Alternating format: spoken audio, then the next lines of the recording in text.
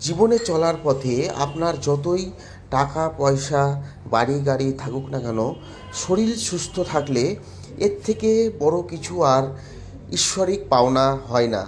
দেখুন, এই ভদ্রলোকটি বাইকে কোনো কারণে একটা অ্যাক্সিডেন্ট হয়েছিল। ওনারা ডাক্তার দেখাতে এসেছে বড়বাজারের কাছাকাছি। ওনাদেরকে আমি নিজের চোখে দেখলাম এতটাই কষ্ট হচ্ছে, অনেক দিন থেকে উনি এই কষ্টে ভুগছে। সেই কথা শুনে আমার খুব খারাপ লাগলো। আমাকে বলে, স্যার আমাদেরকে একটা ট্যাক্সি ধরে দিন, আমরা হাওড়া আইএসএল হসপিটালে যাব। আমি ওনাদের কথা মতো একটি ট্যাক্সি দাঁড় করাই।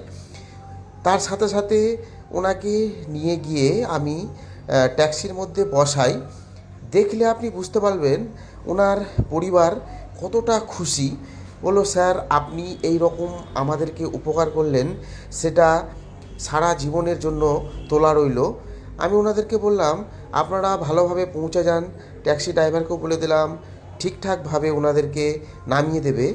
আর ওনার দাদা বলল, স্যার আমার ভাইয়ের জন্য একটু দোয়া বা আশীর্বাদ করবেন। আমি বললাম, ঠিক আছে, ভগবানের কাছে কামনা করি আপনার ভাই খুব তাড়াতাড়ি সুস্থ হয়ে যাবে আর আপনারা খুব ভালোভাবে বাড়ি পৌঁছে যাবেন। আর দেখুন, এইভাবে মানুষ হয়ে আমরা মানুষের পাশে দাঁড়াতে পারলে এর মতো আর কিছু হয় না। তাই পৃথিবীর সকল মানুষকে বলবো, অবশ্যই অসুবিধাযুক্ত মানুষদের বা যে কোনো সমস্যা থাকলে তাদের পাশে দাঁড়ান। দেখবে সমাজ বদলে যাবে, পৃথিবী বদলে যাবে আর নিজেকে খুব ভালো লাগবে। খুব ভালো থাকুন।